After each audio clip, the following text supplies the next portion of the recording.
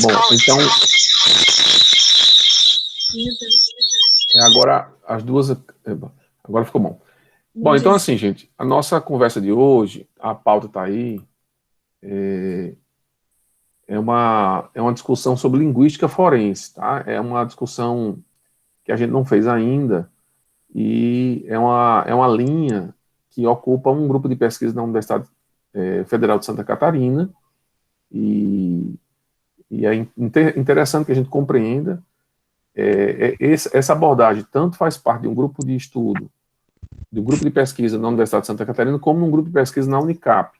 Ambos os grupos eu já coloquei no nosso WhatsApp, já coloquei informações sobre esses grupos, sobre as publicações desse grupo, mas é uma abordagem que a gente não tinha ainda considerado aqui para conhecer. Então a Ana Beatriz hoje vai nos ajudar a entender essa abordagem a partir de uma resenha que a gente disponibilizou aí da Débora, né, da Débora Figueiredo. Então é isso. Tá? Então eu vou passar a palavra para a Beatriz. A dinâmica vai ser assim: Beatriz vai apresentar, vai oferecer a panorama para a discussão, e daí depois a gente discute e na sequência a gente encerra. Tá bom, Beatriz? Está contigo aí, tá? Tá bom. Tá tudo certo o áudio? Tudo ok. Pronto, perfeito.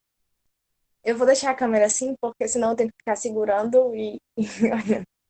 Mas enfim. Você só tá de lado para mim, né? Eu tô vendo você assim de lado, assim. Ai, meu Deus, eu vou segurar assim mesmo. Agora, não, você pode apoiar a câmera, isso tá bom, apoia em algum lugar aí que dá certo. Vamos tentar. Ok, né? O texto que a gente vai falar, né, esse texto primeiro, seria o Linguagem e Direito, Caminhos para a Linguística Forense, da Débora Carvalho Figueiredo. E aí ela faz um resumo sobre esse, esse livro, e tem vários capítulos, são divididos em 14 capítulos, com 3 divisões básicas temáticas, digamos assim. Meu Deus do céu. Tá escutando as vagas? Perdão, tá tendo construção aqui. Não está incomodando. Vamos Tá, seguir. perdão. Enfim, e aí o livro aborda vários gêneros judiciários, metodológicos para análise de interpretação dentro do campo da linguística jurídica. Ai, meu Deus. O áudio tá ruim. Ok, tá bom. Dentro do campo da linguística forense e do direito de linguagem, porque acabam que eles se misturam. E, além ele traz um discurso sobre as relações de desigualdade de poder no judiciário. Essa é uma pauta bem relevante dentro desse campo. Inclusive, nós temos vários textos, e a maior parte dos textos, apesar de ser voltado para outra área, retratam isso e essa barreira da linguagem e até que ponto ela é um desafio dentro do campo jurídico. Primeiro que é um campo novo no Brasil, ele basicamente, eu particularmente nunca tinha ouvido falar, e ele é bem recente e ele incorpora essa análise do discurso, né, dentro do direito de linguagem. Eu vou pedir licença para ler os títulos de cada capítulo, porque são 14 e são bem peculiares. Mas, enfim, a primeira divisão do texto, a primeira divisão do livro é Linguística Forense, Estudos da Linguagem com Evidência e os linguistas como peritos da justiça. Professor, realmente não está atrapalhando esse áudio, perdão. Está bem? Tá. Ai, desculpa, gente, eu fico nervosa com o negócio. Enfim, essa primeira parte do texto, ele fala sobre a linguística e o trabalho dos peritos no sistema judicial, e ele se divide em 2 capítulos. O primeiro é algumas aplicações forenses da linguística descritiva, e ele vai explicar como esse ramo surgiu e como esse ramo é enquadrado como uma disciplina hoje em dia, desde os primórdios, né, a primeira vez que ele foi falado, em 1960, até hoje, nos tempos áureos, digamos assim.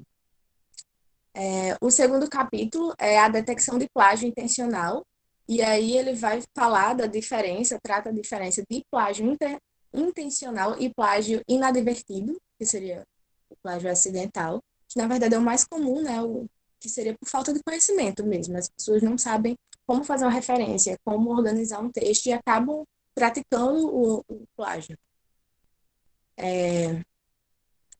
E aí essa parte do livro é mais curta e a gente passa para uma segunda parte, que é o discurso jurídico, estudo dos direitos linguísticos e dos gêneros textuais legais. E aí que se divide em 7 capítulos, é a parte mais extensa do livro. O primeiro é Linguagem Oficial e Direitos Linguísticos na Constituição Brasileira de 1988.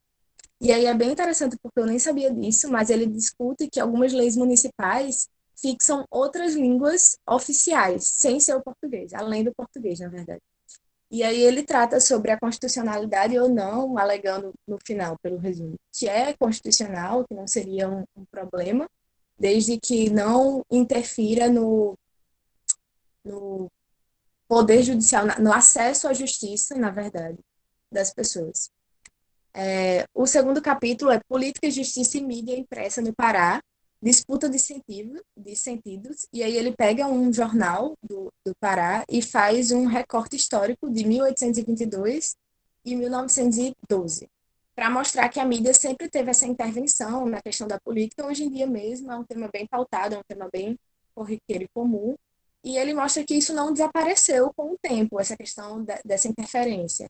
Ele apenas se transformou, ele apenas se atualizou ao longo dos anos.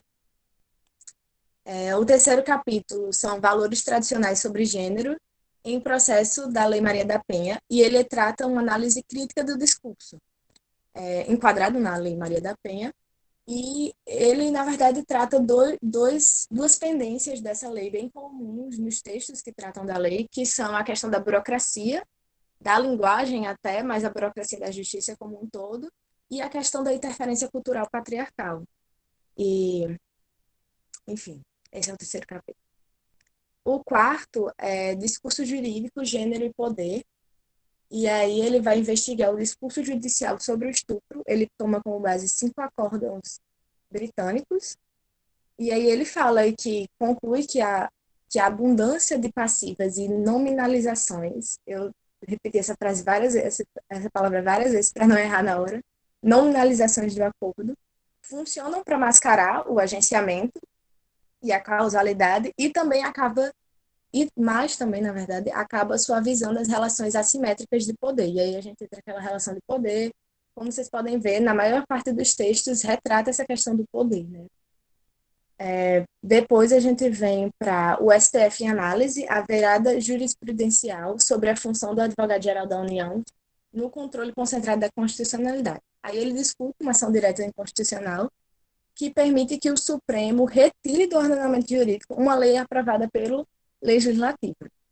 E aqui ele afirma que o STF não consegue esconder as ideologias que ele sustenta nos discursos. Ao meu ver, isso não é um problema. Na verdade, eu não consigo enxergar como uma linguagem neutra, não consigo enxergar a existência de uma linguagem neutra em decisões judiciais. Eu não sei como isso seria palpável ou plausível. Mas, enfim, existe toda uma discussão sobre isso, né? O sexto é a licitude da prova ilícita nas decisões do STF. E aí ele fala sobre o que seria esse ilícito, né? E ele fala que não possui um sentido intrínseco na prova processual e no texto legislativo constitucional, e que ele é determinado de acordo com a intenção. A gente consegue enxergar bastante isso estudando o penal, na forma como as sentenças são aplicadas de acordo com a previsibilidade do crime, como ela foi pensada, se foi imediata, etc. E o sétimo e último capítulo dessa segunda parte é negligência informacional, uma análise crítica do discurso jurídico de procedente do STJ. Esse aqui eu achei muito interessante porque ele fala sobre esse novo conceito de negligência médica que surgiu a partir da falta de comunicação. Então, como esses profissionais têm uma barreira, criam uma barreira, às vezes, com os consumidores, e isso gera uma negligência médica. Isso pode ser muito comum quando se tratam de pessoas muito leigas, e isso poderia ser facilmente, né, facilmente quebrado com informações mais claras. E aí a gente entra na terceira parte do texto, denominado Processo Judicial e Linguagem, Análise e Interpretação dos Textos Legais em Uso nos Eventos Comunicativos do Judiciário. Aqui tem 5 capítulos. E aí o primeiro é quem e como é o local. A intersubjetividade como ponto-chave da construção do evento interacional interrogatório. E ele trata de uma situação de fala e interação. No caso, ele usa como exemplo juíza, réu e advogada do réu, advogada de defesa. E ele identifica que perguntas relativas à identificação de pessoas, identificação de lugares, tornam esse esforço interacional dos participantes e acaba trazendo uma intersubjetividade da linguagem. Eu já vi alguns estudos voltados para isso. Eu paguei uma matéria chamada Neurologia, mas esqueci o nome agora. Neurociência aplicada ao direito, e tinha uma parte da matéria toda voltada para isso, sobre a intersubjetividade da linguagem das testemunhas e como isso podia gerar falhas e quebras na hora de explicar uma situação e, consequentemente, uma falha na tomada de decisão, né? Nas próprias sentenças. Na verdade, todo esse terceiro capítulo entra muito de acordo sobre como é a perspectiva da testemunha, do réu, como a linguagem afeta na forma como a gente visualiza uma ação, uma determinada quebra de leis. O segundo capítulo dessa terceira parte é os interrogatórios policiais da Delegacia de Repressão de Crimes contra a Mulher. A leitura do boletim de ocorrência, e aí ele tem como objetivo descrever o interrogatório policial a partir de formulários. Vamos lá, que é a descrição das fases, tarefas. Particularmente, eu queria ler esse capítulo, vou procurar o livro, inclusive, porque, sinceramente, eu não entendi direito. Fiquei até curiosa para entender como é que funciona essa parte, assim. Não entendi o propósito do capítulo em si. Pretendo pegar ele depois. O terceiro capítulo é a análise contextual e lexicogramatical da sentença condenatória no caso da Isabela Nardoni. Aqui ele buscava entender basicamente a linguagem judicial utilizada para estabelecer a pena de privação de liberdade de pessoas acusadas de praticar crimes contra a vida, e ele usa o exemplo, né, da Isabela Nardoni. E ele aponta durante todo o processo que os réus vão ocupando lugares diferentes de acordo com a fase processual, mas todos eles deixando clara a distribuição do poder do judiciário. Ele fala que em certa fase o réu aparece apenas como temática, apenas como expositor do ocorrido. Em outras fases, está como acusado daquilo, mas nunca ele é, de alguma forma, o protagonista, sempre deixando clara essa distribuição de poder, essa hierarquia da coisa. Pelo menos foi o que consegui construir. O quarto capítulo é a construção do self e do outro na narrativa de um suspeito de um interrogatório policial na delegacia da mulher. E aí ele trata com o suspeito da prática da violência doméstica, realiza a construção identitária não só dele, mas da vítima também, e como a coleta de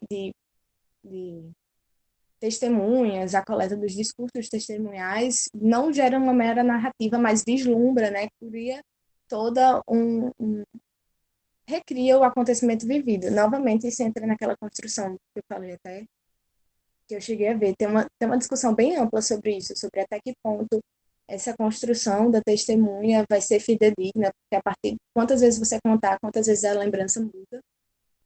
E aí, o quinto e último capítulo é hermenêutica endoprocessual, abrindo o diálogo entre a teoria do processo e a análise crítica do discurso jurídico. E aqui ele aproxima a teoria do processo e a análise crítica do discurso, mostrando que na prática judicial prevalece a subjetividade natural e a linguagem humana, assim, a linguagem ordinária humana. E é isso, assim, o texto, ele dá eu não peguei ele para ler propriamente, pretendo pregar, mas o texto dá uma base de quais seriam os direcionamentos desse caminho, né, da linguística forense. E acho que para iniciar, é basicamente isso, professor. Obrigado, Bia. Bom, como a Beatriz deixou claro, o que a gente está apresentando aqui é um uma resenha dos capítulos de uma obra que tem uma abordagem um pouco diferente do que a gente vem trabalhando até aqui, né? Por conta das nossas linhas de pesquisa, a gente vem trabalhando aqui a linguagem como construtora do texto, né? Como parte do texto jurídico e, portanto, a linguagem como um elemento constitutivo do direito. E temos aí, que é a base da semiologia em Vará, né?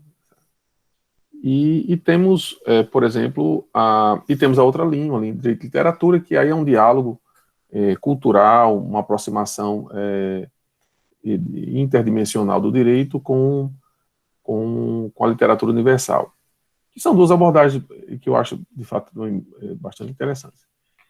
Aqui, o que o pessoal da Unicap e o pessoal da UFSC tem trabalhado é uma coisa um pouco diferente, mas que também pode ter uma interação, especialmente com as linhas da semiologia aqui. Eles são vários capítulos, acho que a Beatriz apresentou muito bem, mas a ideia aqui é que a gente vá fazer uma estratégia de bola de neve, né? Que a gente vá vendo aqui as referências, vá procurar o livro. Por exemplo, eu já coloquei no chat aí um trabalho da professora Virginia Colares sobre a análise de discurso, que é uma linha nossa também, análise de discurso, tá? E aqui, boa parte das obras que foram mencionadas, perdão, dos capítulos que foram mencionados nessa obra, tem a ver com análise de discurso em determinados processos. Então, assim, como, por exemplo, aportes culturais, preconceitos, muitas vezes são carreados para dentro de uma estratégia argumentativa. É o que, por exemplo, a gente vai encontrar naquela audiência do caso Mariana Ferrer, eu acho que o nome dela é esse. Você vai perceber que a estratégia foi trazer para a linguagem forense ali vários arquétipos carregados de preconceito, né, o que Vara chama de estereótipos, né, para tentar desconstruir a imagem de uma violência contra a mulher, né, transferindo para a mulher a culpa disso, né, do que aconteceu. A culpa é dela, tá vendo? Olha, é o jeito que ela é como ela se comporta. Então, esse tipo de abordagem aqui do livro, né, nessa perspectiva da análise do discurso forense, é bem interessante. E tem uma área que a gente sequer cogitou, também não sei se é muito a nossa praia aqui, que é a linguística forense na linha do plágio, né? A linha do plágio. Aí plágio, tanto plágio de obras musicais como obras textuais, né? Que eles também trabalham fortemente isso lá. Então, assim, eu acho que no que eu pesquisei direito e linguagem, os grupos de estudo que eu encontrei, vocês podem fazer uma pesquisa melhor, foram esses aí. Esses dois grupos de estudo, na UFSC e na Unicap. E é muito importante que a gente conheça essas experiências, para saber o estado da pesquisa no Brasil sobre direito e linguagem. Então, assim, eu acho que enfim, um debate interessante que a gente pode fazer aqui hoje de manhã. Então, essas são minhas contribuições assim, iniciais para ouvi-los, tá? Vamos lá.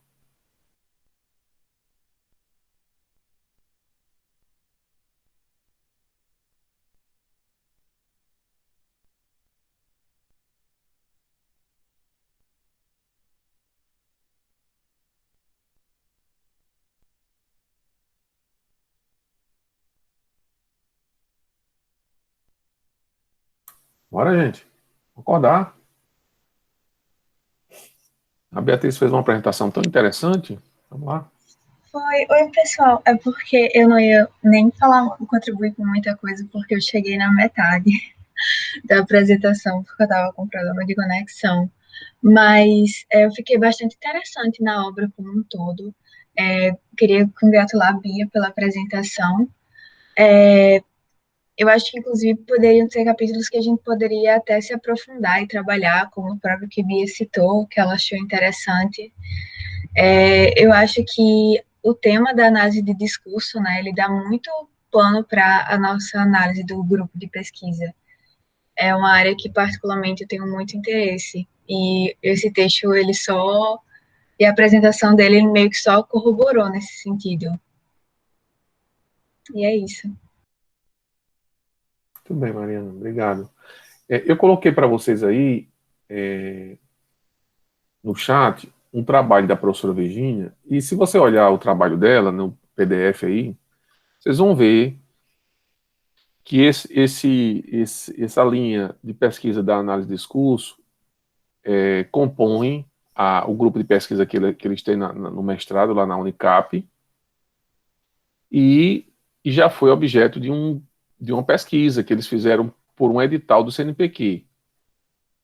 Interessante a gente buscar esse material, sabe? Para a gente ver como é que essa pesquisa foi montada, que a gente está aprendendo a fazer. Claro, isso aqui é pós-graduação, mas isso não quer dizer que a gente não possa, sim, né, nos inspirar nessas experiências. Então, a análise de discurso, por exemplo, eu acho que é um campo muito fértil, eu acho, para fazer pesquisa sobre grandes decisões dos tribunais, do Supremo, enfim, é uma área bem interessante. Eu fiz um pouco disso, ainda que eu não tenha utilizado essa abordagem, tá? Mas eu fiz um pouco disso em 2 trabalhos sobre 2 acórdãos do Supremo que eu estudei. Um foi sobre o acórdão do controle de convencionalidade e a proibição de depositário infiel, onde eu constatei as regras do discurso, a questão da veracidade, da coerência e da consistência argumentativa. Concluí pela falta de consistência argumentativa da conclusão do acórdão, inclusive. E um outro trabalho, aí eu fiz junto com Raquel e Marcel, dois ex-alunos da pós-graduação lá da Escola da Magistratura, e nós examinamos um acórdão também aí foi do TST, num caso bem conhecido, um incidente de uniformização do TST, de recurso repetitivo de revista, e lá também a gente examinou voto a voto, mas nós não utilizamos esta abordagem. Eu acho que esta abordagem é que cabe bem aqui no nosso grupo, sabe? É examinar uma decisão interessante a partir de uma abordagem de análise de discurso. A abordagem que eu fiz não foi tão profunda em termos de referencial teórico e metodológico, mas o grupo aqui é para a gente aprender a fazer. Então fica a dica aí para ler esse trabalho da professora Virginia Colares que eu disponibilizei aí no chat. Vamos lá, gente, vamos comentar aí.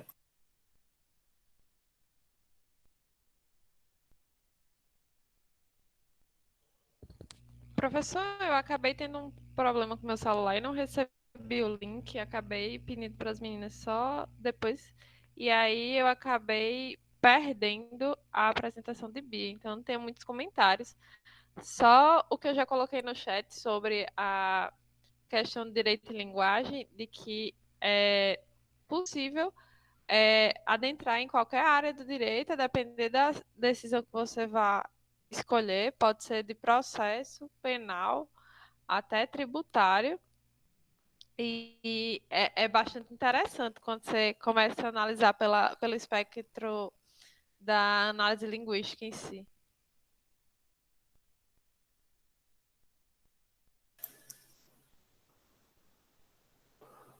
Não, exatamente. E há uma linha aqui abordada, deixa eu ver aqui. Claro, a gente tem um espaço muito grande, e a ideia da apresentação da Bia quanto a essa resenha é mostrar quantas dimensões diferentes é possível abordar com essa linguística forense. Tem uma linha aqui sobre processo, é interessante, que é sobre o processo na perspectiva dos atores, que a gente podia pensar também num trabalho, por exemplo, que envolvesse advogados, magistrados e principalmente usuários da justiça, né? Fazendo entrevistas, né, qual é o nível de compreensão que ele tem do ato processual, se ele entendeu tudo, se as palavras foram compreensíveis. A gente podia montar uma pesquisa assim, podia fazer no juizado especial, podia fazer na Justiça do Trabalho, podia fazer numa vara de família ali, pegando o pessoal que saiu das audiências. Também é uma área interessante que está contemplada aqui nesse livro, também essa questão do processo judicial e linguagem, que é bem interessante também. Né? Pensar em termos de como a linguagem forense é percebida pelo usuário. Ah, professor, mas a gente já sabe o que é, o pessoal acha difícil e tal. Mas veja, isso aí é partir do senso comum. A gente precisa fazer uma pesquisa. Eu não lembro de ter visto recentemente nenhuma pesquisa sobre isso, mas é uma ideia também que a gente podia pensar em trabalhar. Tá dentro da nossa linha, né? Mas eu acho que dá certo também. Uma área que eu não tive a oportunidade de pesquisar direito, mas que eu vi que poderia se encaixar era a questão dos recursos tecnológicos, né? E como se aplicam nisso. A gente viu até, se eu não me engano, já existem computadores que auxiliam em decisões judiciais. Óbvio que o olhar humano, a coisa humana é imprescindível, não pode faltar nesse caso, mas eu acho que é uma área que pode ser aplicada dentro dessa linguística jurídica, forense, de como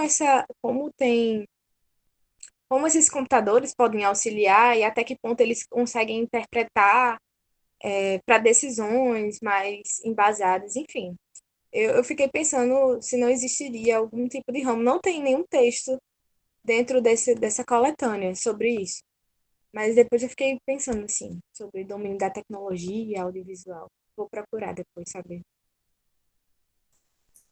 Não, até porque, assim, os algoritmos, eles são criados, aqui na juizado, perdão, na vara de execução fiscal, eles têm uma experiência com um robô que sugere minutas de despacho a partir da leitura da petição inicial da Procuradoria. Eles montaram isso. É um nome indígena, eu não sei exatamente qual é o nome agora. Me apresentaram, mas eu não sei. Não lembro, na verdade. Mas, assim, tudo é montado, né? Assim, tudo é... Como a petição da Procuradoria é uma coisa meio padronizada, fica mais fácil. Mas essa relação de algoritmo e processo, eu acho que você tem razão. É uma fronteira nova, mas que está ganhando bastante impulso. Há algumas iniciativas que eu já vi publicado por aí, de robôs, para sugerir despachos e tramitação a partir daquilo que o robô consegue ler do processo. Mas, assim, ele parte, o algoritmo é montado em cima de signos que são pré-estabelecidos, tá? Mas eu acho que exatamente, trabalhar a linguagem em favor do fluxo, né? O que a gente chama de Eu, workflow, né? Fluxo de trabalho. eu vou até procurar e depois mandar no grupo, mas eu lembro que eu li sobre uma experiência que estava sendo criada fora do Brasil, acho que provavelmente na América. Eu vou procurar porque eu salvei de algum lugar. E aí eles testavam esses robôs para darem sentenças e tomavam como tomavam como base, né? Eles tomavam nos dados decisões anteriores que levavam em consideração mesmas formatações, casos semelhantes, etc. E uma crítica que tinha muito grande sobre isso era a forma como os robôs conseguiam reproduzir as ignorâncias humanas, os preconceitos humanos. Então, se- me- casos idênticos em que pessoas negras e pessoas brancas eram colocadas nas mesmas situações, o robô dava sentenças completamente diferentes. E aí a gente começa a perceber também a linguagem, até que ponto a nossa linguagem humana não perpassa, não vira banco de dados para esses robôs e faz isso, né? Interfere diretamente. É algo que deveria ser mais equitativo, que deveria funcionar exatamente para facilitar a retirar esse julgamento, esse preconceito, essas pré-determinações humanas, é reproduzido. Eu achei bem interessante isso, assim. Foi uma experiência feita numa universidade, de um robô que estava sendo cogitado para colocar dentro da questão judicial. Eu vou procurar depois e mandar no grupo. É muito interessante nessa temática, ainda não abarca tanto a questão judicial, mas ainda eu acho que entra no campo da linguagem, é que algumas redes sociais, como o Twitter, quando você utiliza a imagem, houve uma comoção, acho que no fim do ano passado, sobre quando você posta a imagem e essa imagem ela é colocada entre pessoas brancas e negras, o foco que fica na chamada daquilo que você publica é sempre a pessoa branca, e a pessoa negra ela é cortada da visão e você só enxerga no momento que você clica.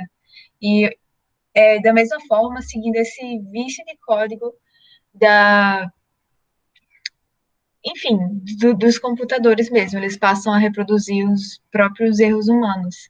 E é uma coisa que a própria rede social ela se comprometeu a corrigir, mas que já estava, se ninguém assim apontasse, se não tivesse ocorrido essa comoção, seguiria no mesmo sentido.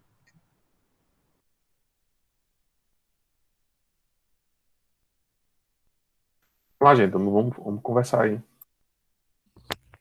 Eu tenho um comentário justamente sobre isso que Mari acabou de falar, porque as pessoas começaram a criticar e elas faziam tipo montagens e os negros em diferentes lugares, eles faziam tipo por linha assim, e independentemente da linha, sempre o foco antes de abrir a imagem seriam as pessoas brancas. E aí eu acho que é uma coisa bem interessante.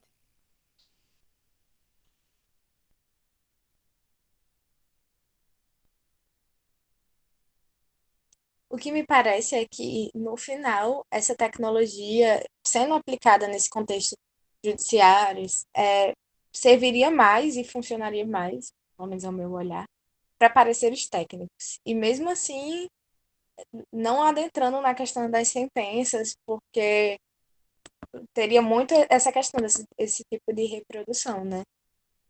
E, querendo ou não, a linguagem que ele vai tomar como base é aquela que ele é incutido a tomar. Então, meu Deus, eu não estou me fazendo ser entendida, mas a linguagem que esse robô, que essa tecnologia, esse software vai tomar como base é aquilo que foi reproduzido antes, que foi construído antes, que é muito falho em diversos momentos. Então, precisa de certos recortes que a gente ainda não tem esse discernimento para retirar, digamos assim. Então, me parece que seria só a utilização em casos técnicos, enfim. Eu vi também que essa questão da linguagem forense, ela se comunica muito com outros ramos, né?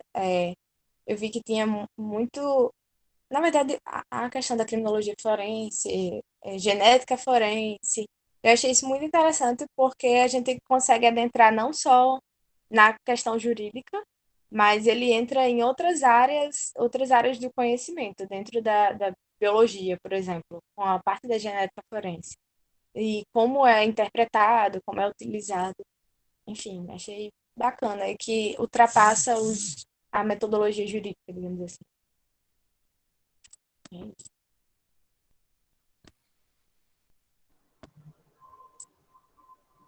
Bom dia, pessoal. Eu achei muito interessante também o texto trazer como objeto de análise de pesquisa alguns eventos mais corriqueiros, alguns objetos mais acessíveis para quem está estagiando, até mesmo para quem está na graduação, já frequenta com mais assiduidade os eventos comunicativos, os eventos de extensão propiciados na própria faculdade. E os que me chamaram a atenção aqui, citando mais explicitamente, foram esses eventos comunicativos de direito, que como o próprio texto fala, interrogatórios, análise de interrogatórios, a leitura de boletins de ocorrência e como isso tudo pode ser utilizado na pesquisa da gente. Eu estava sempre pensando em objetos mais amplos, mais universais, até meio que abstratos, por assim dizer, e ver aplicabilidade nesse sentido parece muito interessante. Principalmente para quem está começando a estagiar agora, para quem tem mais acesso a peças e documentos, então já fica aí a dica para vocês e a percepção mais clara para mim, de que esse é um ramo legal para se trabalhar, principalmente com análise do discurso. Ixi, professor, saiu. Tem os livros do professor José Luiz Fiorin e da professora Gregolin no Drive da gente. Eu estou procurando alguns outros livros aqui sobre análise do discurso, sobre filosofia da linguagem ordinária, que é basicamente isso de pesquisar sobre como a linguagem ordinária, a linguagem do dia a dia, ela pode ser utilizada para desvendar sentido com a população, desvendar sentidos precisos e imprecisos, muitas vezes. E eu estou achando bem bacana essa pesquisa. Qualquer coisa eu já divulgo e posto no Drive da gente. Eu estou em processo de mudança e eu confesso que eu acabei fazendo a leitura um pouco de ontem para hoje e não tive tanto acesso a outros textos. Não peguei tantos outros textos, mas eu percebi que é bem novo, assim. No começo do texto ele diz que no Brasil é uma área de estudo bem nova, mas eu percebi que tudo data de 2015 para cá. Então, se alguém achar, quem tiver novos autores, podem ir mandando, assim. Tem muito recorte interessante. Então, se alguém for pesquisando e achando, por gentileza, mandando aí no grupo. Muito bem, peço desculpa aí que meu computador travou, tive que reiniciar, mas não prejudicou em nada a gravação, nem a participação da reunião de vocês. Bom, eu acho que a partir da discussão aqui, fica a dica para a gente fazer aquele método bola de neve, né? Vocês estão vendo aqui o trabalho da professora Virginia Colares, estou compartilhando com vocês aqui, só para a gente fazer uma discussão. A gente percebe que ela publicou numa revista especializada em linguagem, e eu coloquei para vocês aí, eu já olhei aqui no Qualis, é uma revista para direito B4, para linguagem B1, mas para o direito é B4, não é uma revista, assim, num extrato muito alto, mas é uma revista que a gente pode pesquisar aí outros textos. E lá no final, como sempre acontece, né, a gente pode pesquisar as referências. Então, a gente vai ver, assim, várias referências interessantes. Ó. Isso aqui deve ser decisão interpretativa da fala de depoimentos judiciais. Né? E aí vem, a ideia é que vocês aqui peguem esse trabalho e deem uma pesquisada na bibliografia para a gente enriquecer. Talvez muita coisa a gente pode conseguir por PDF, já para enriquecer nossa biblioteca. E quem sabe aí, a partir dessa discussão, a gente construir ou para o PIBIC, ou mesmo para outra pesquisa solo, construir aí um referencial teórico interessante. Tá? Então, assim, eu acho que vale a pena a gente conhecer essas experiências desses grupos de pesquisa. Tá? Eu já coloquei o link para esse trabalho da professora Virginia Colares. E é isso. Eu vou fechar aqui. Era só para atualizar vocês dessa coisa importante que a gente precisa, na verdade, investigar essas referências para poder ampliar o horizonte cognitivo, teórico do nosso grupo. O professor Ailton conseguiu se juntar a nós. Bom dia. É isso. Vou parar aqui, era só para mostrar o texto aqui. Professor Fernanda, ela precisou sair mais cedo, mas ela me deixou com a dúvida sobre metodologia. E a dúvida ela era o seguinte, era mais com relação à estrutura do texto mesmo, de uma produção de um artigo, que é basicamente assim, quando a gente está no meio da escrita do texto, e nele se faz referência, utilizando as referências ao final do artigo, as fontes que foram utilizadas, mas ao longo do texto, no discorrer dos parágrafos, não se coloca aquele método de autor-data, quando se refere à obra de um autor específico. Nesse sentido, ainda se caracterizaria uma situação de plágio, porque, por exemplo, digamos que eu estou usando a obra de um livro e essa ideia que o autor está abordando não é necessariamente originária dele, mas é de lá que eu tirei a conclusão para construir esse parágrafo.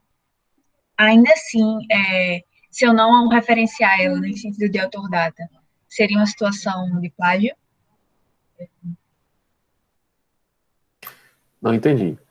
É que, assim, quando você vai... O ideal é que a gente sempre beba nos autores originais. Nem sempre isso é possível. E nem sempre isso é necessário. Mas é o ideal. Nesse caso, você vai fazer uma paráfrase. Você pode, na paráfrase já dizer que se trata, que segundo fulano, tal, que já toma, que já se ancora na teoria de Cicrano, você já pode dizer isso. Aí no final desse parágrafo, você coloca lá o autor data que você pesquisou. Mas como ele se apoia no outro pensador, é importante que você deixe isso claro, ainda que não seja o ideal. Né? Se você tivesse, por exemplo, trabalhando isso numa dissertação, a banca perguntaria o que é que te impediu, Mariana, de ir naquele autor originário. E aí, quando você vai no autor originário, você tem uma leitura. Eu acho que agora você vai entender bem.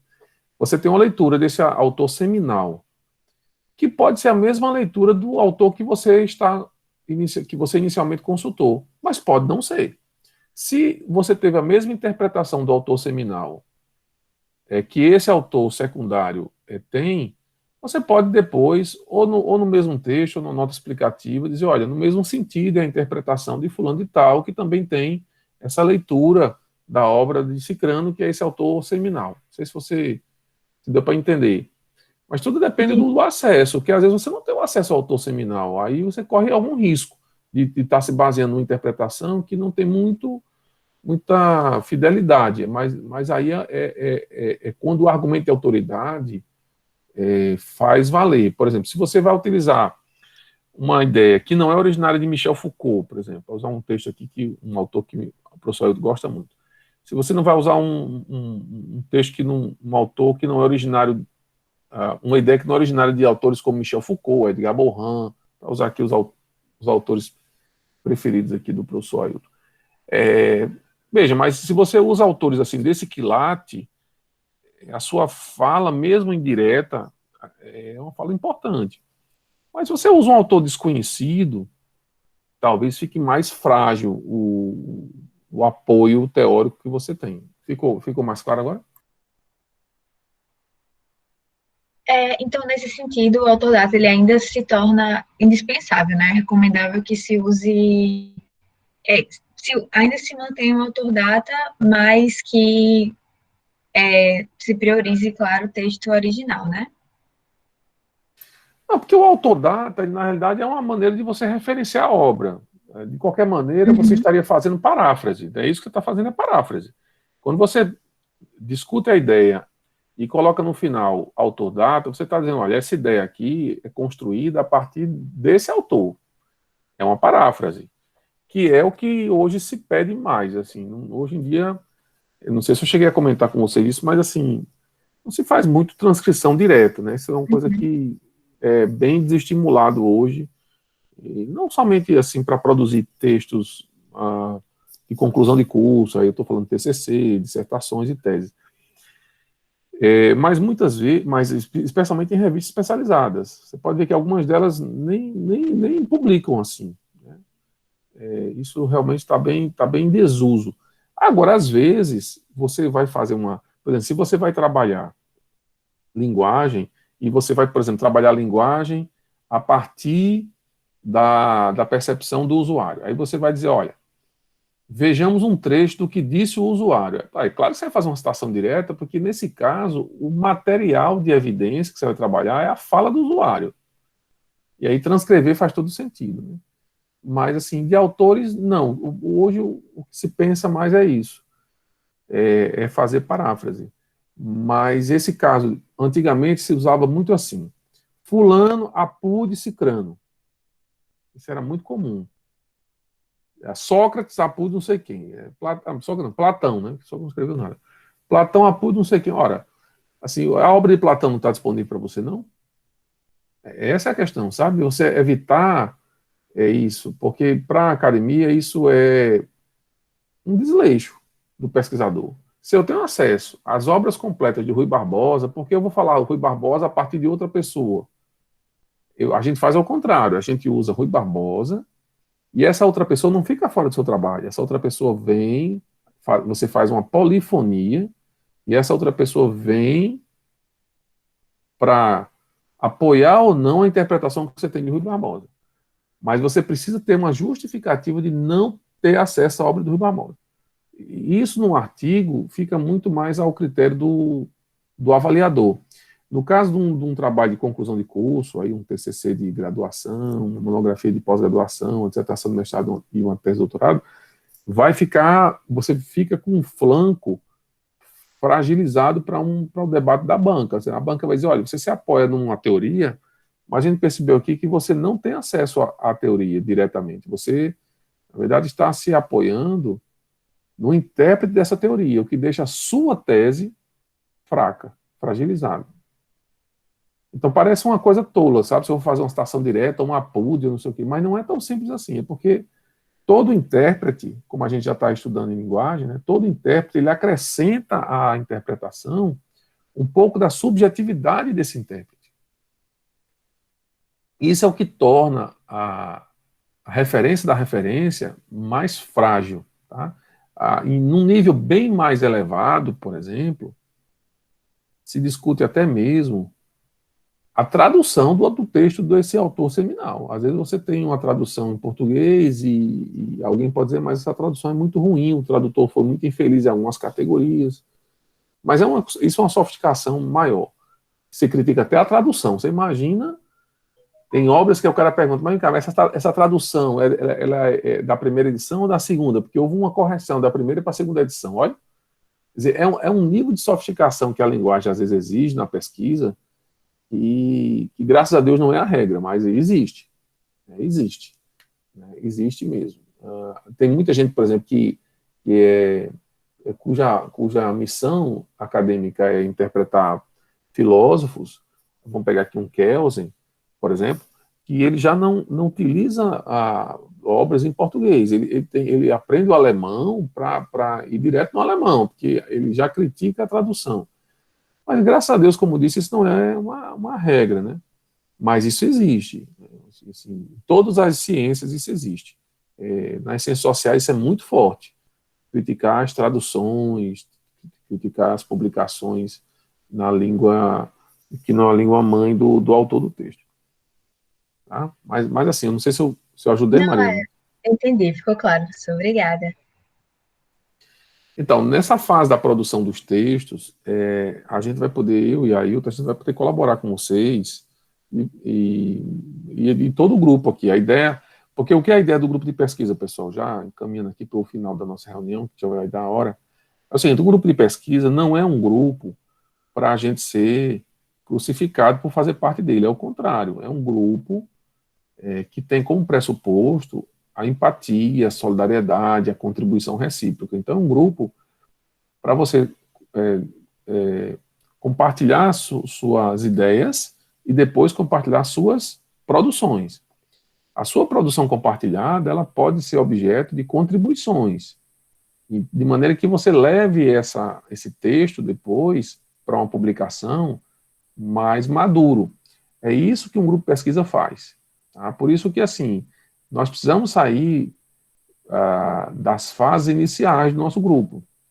Ele vai completar um ano daqui a pouquinho, eu acho que depois até vamos ver aí que dia foi que a gente teve a nossa primeira reunião, ano passado, para a gente fazer um aniversário virtual, né, já que a gente não pode se encontrar presencialmente ainda. Mas vamos fazer um aniversário.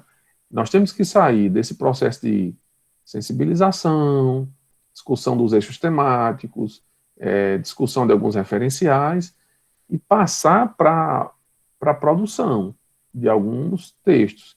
Eu tinha, como eu sugeri na primeira reunião, eu tinha sugerido que a gente comece a fazer algumas resenhas, até mesmo do que a gente já produziu, alguma coisa já foi publicada, para manter vocês sempre escrevendo alguma coisa, para colocar lá no Veredas, lá no Instagram, para a gente ir documentando as coisas que foram feitas.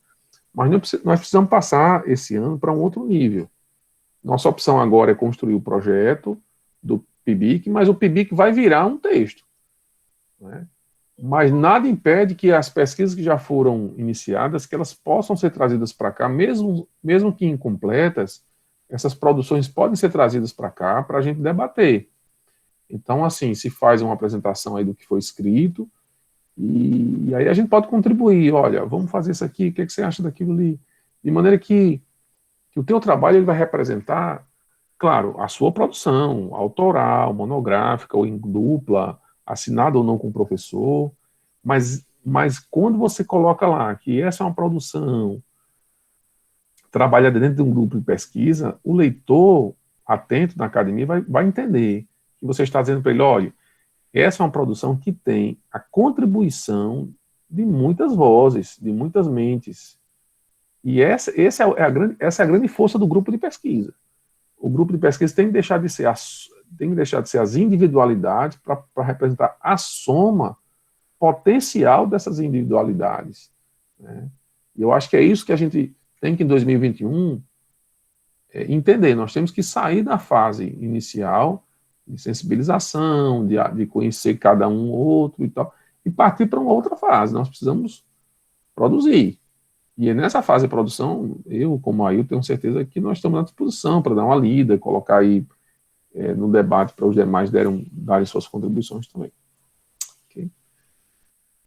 Era isso. Alguém mais tem alguma coisa mais para contribuir?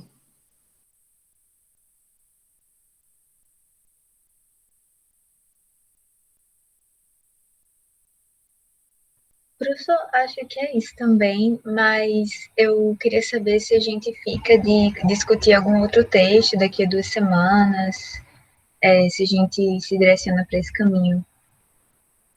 Sim, eu acho que agora, eu já conversei com o professor Ailton ao longo da semana, ele ficou de disponibilizar um texto, porque eu queria alternar um encontro, a gente trabalha semiótica, semiologia, e outro encontro de direito e literatura, para prestigiar os dois ramos. Então, o próximo encontro seria sobre uma obra literária e o debate com o direito. Aí depois o professor ficou de verificar e disponibilizar, e aí a gente se organiza no grupo quem vai apresentar. Pronto, aí tu já está dizendo aí que vai fazer. E aí, eu queria só que a gente fosse conversando sobre o dia 12, e daí a gente dá esse próximo encontro seria por aqui é dia 6, né? A nossa conta é dia 6. Aí a gente teria esse encontro no dia 6 e o evento do dia 12. Então, eu acho que é isso. Tá? E vamos ficar de olho nos editais do PIBIC, nos editais que forem saindo, nas oportunidades de apresentação de trabalhos, vamos ficar de olho nisso. Ok, gente? Ok. Esse horário ficou bem para vocês? Ficou sim, professor. Eu achei ótimo. Beleza.